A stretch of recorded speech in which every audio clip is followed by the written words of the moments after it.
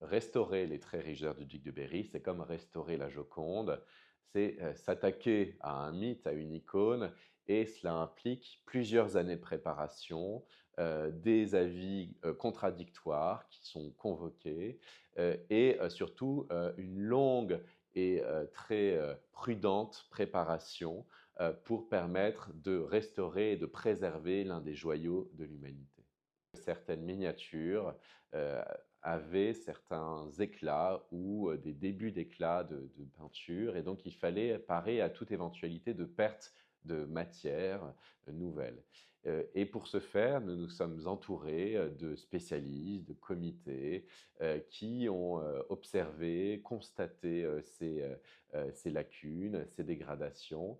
dont des experts de la Bibliothèque nationale de France, des experts du Centre de recherche et de restauration des musées de France, des restaurateurs spécialisés, différents spécialistes qui ont, avec nous, essayé d'établir un cahier des charges d'analyse et de restauration de ce manuscrit.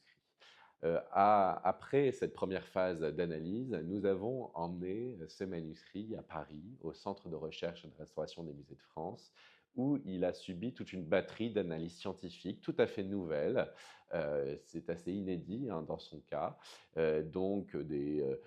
images en infrarouge, en ultraviolet, en réflectographie, pour essayer de comprendre sa matérialité, pour essayer de comprendre aussi les différentes étapes de sa constitution, et tout cela a permis d'emmagasiner toute une imagerie inédite qui permet vraiment de rentrer dans la matière, de rentrer dans le processus long, comme on le sait, de création de ce chef-d'œuvre. Le manuscrit est rentré au château de Chantilly, et des restauratrices, sous la direction de Coralie Barbe, ont commencé le début de sa restauration, à nettoyer les marges, à nettoyer les fonds de cahiers, à procéder surtout à la déreliure des deux premiers cahiers qui étaient les plus fragilisés, qui se détachaient du reste de la reliure. Et nous avons choisi un parti pris tout à fait audacieux, mais à la fois aussi prudent, qui est de détacher et dérelier des deux premiers cahiers,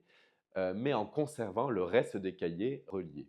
de façon à ce qu'après la restauration, ces deux premiers cahiers déreliés puissent regagner sans dommage, sans encombre, le reste de la reliure, le reste du manuscrit. Alors la première phase de restauration consiste à restaurer la reliure, restaurer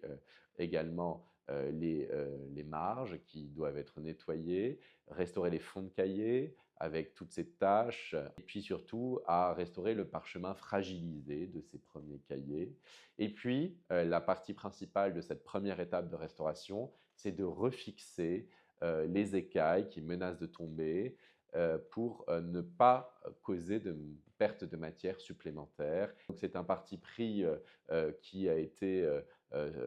soumis à de nombreux questionnements, qui a été aussi le fruit de compromis entre la restauration, l'analyse et l'exposition, et qui va permettre aussi de conserver en un seul volume, avec la reliure du XVIIIe siècle, les traits riches du duc de Berry. L'exposition permet de montrer de manière inédite les 12 mois du calendrier des reliés. L'intégralité de ce manuscrit sera préservée pour les générations à venir grâce à tous les partenaires et tous les mécènes qui nous accompagnent.